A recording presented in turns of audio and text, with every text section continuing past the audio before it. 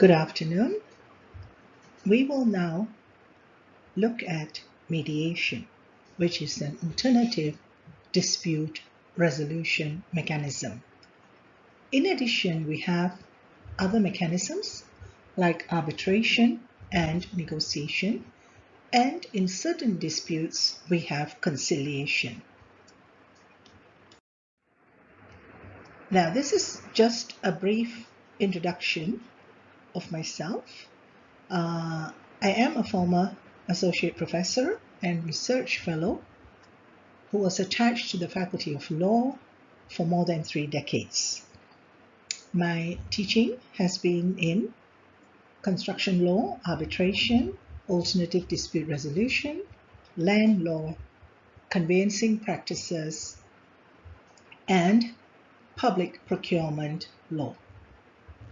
My research areas cover all of those topics that I have been working on over the 3 decades. I've also published extensively in international and national journals, as well as I have 2 books which I've published in arbitration, one of them by myself and another with a co-author. You may contact me at the 2 emails that are given to you, as well as my mobile. Now, looking at mediation, we may try to ask the first question that will come to mind is, what is mediation? It is part of the juvenile criminal justice system for non-violent offenders. And this is a process by which the victim and the offender who will try to come to a solution as to why they behaved as they did, or rather, what did the offender do to the victim and why. Usually, the mediation is carried out under supervision of the criminal justice system caseworkers in the UK and in the US. And these caseworkers, they help in the humanizing and rehabilitating process. You don't want to send them to prison. You don't want to send these juveniles to jail together with hardcore criminals. What you want to do is basically try to get them to realize their action was wrong and how can they now move forward. Normally, a mediator is an unpaid volunteer with professional training. The professional training is carried out by state-funded programs. Mediation, therefore, as explained in the earlier slide, is a less hostile method. We're not going to condemn the offender. We're not going to judge the offender. We are not going to punish the offender. What we are doing is basically helping the offender how to deal with the problem and how they can move forward. And therefore, mediation is very, very beneficial in family proceedings, especially when couples are facing divorce. In some jurisdictions, we have counseling, we have conciliation. We try to get the couples to get together. But what if they don't? If they don't want to, then I think it's best to let them proceed with the divorce proceedings. And the role of the mediator is to help them. Now, how do you change? Your roles are now different. Previously, you were husband and wife. Now you are 2 parents. How do you deal with this change in roles? How do you deal with the duties that you have to do? And how are you going to work this out with proper emotions, especially as children may be involved? All right, most of the opportunities are given by the mediators, And usually mediators in this regard will be licensed family counselors and therapists. Apart from being a less hostile method of dealing with issues, the mediation process is also there to help the courts in the backlog of cases. Mediation is part of the civil court system. Parties to lawsuits, the suits have begun, papers have been filed, but they are still not discouraged from settlement. So there we have settlement negotiations, which are aimed at helping parties to find the best solutions. Attorneys who have been through a 40-hour program are usually those who help in such mediations. And sometimes, apart from attorneys, we have judges who have gone through this 40-hour program, as well as academics like myself who went through a 40-hour program in order to become a certified mediator. Mediation is actually a negotiation with a third party involved, guiding the people to a settlement. So it can be a part of community action and conflict resolution. The volunteers with the Better Business Bureau, which is the BBB, or Community Alternative Dispute Resolution Centers, CEDAR, resolve conflicts and problems that would otherwise end up in a small claims court. For example, if you have a neighbor conflict, you don't want to go to court, but rather negotiation, and both parties have tried to negotiate, it doesn't work, and so you go for mediation. Labor conflicts, employment issues. Labor conflict resolution is also a mediation conflict resolution method. It finds a better way to end conflict and to improve feelings in the workplace.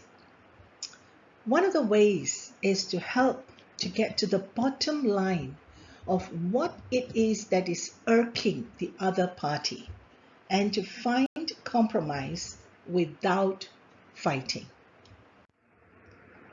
Mediation can be private or institutional. Private meaning between two parties and you appoint a third party as a mediator.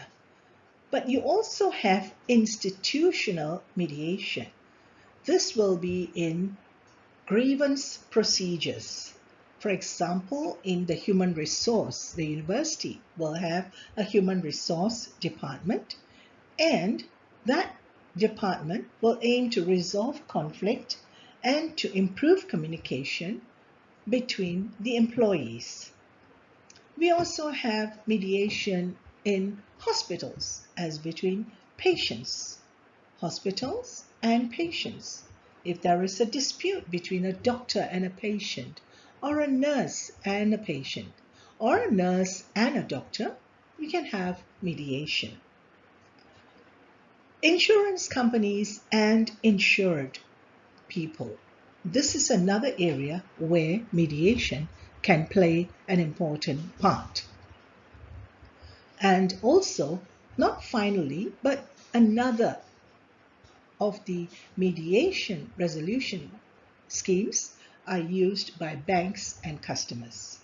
If banks and customers, the customers are unhappy with the way the bank has handled their problem or their issue, then we can go for mediation. So, in terms of mediation and moving forward, the most important thing, if you haven't realized by now, is communication. Communication is the key. top communication skills are active listening, communication method, friendliness, confidence, sharing feedback, volume and clarity, do not raise your voice, empathy, respect for the other party, responsiveness. These are vital in ensuring that a good mediation is in progress. You will find active listening in one of my other videos that I shall be posting later on. So, in terms of communication, the key to ensure communication, we need to listen. To ensure that problems are resolved rather than ignored, we also need to listen. You have active listening and you have reflective listening. And to ensure that problems are cured rather than being allowed to fester. This is where you need to ensure that there is adequate feedback moving back and forth between the two parties. Between countries, we have diplomatic solutions.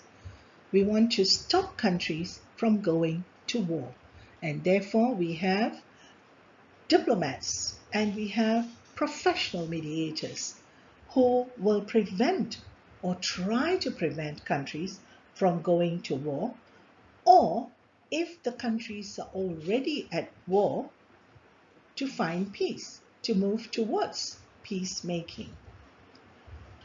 The reason for the significance of mediation in international disputes is we are using political means without armed conflict. Examples would be, of course, Middle East, Bosnia, and sadly of late, Ukraine. So the features of mediation. A mediator has to be an impartial third-party facilitator. He cannot take sides.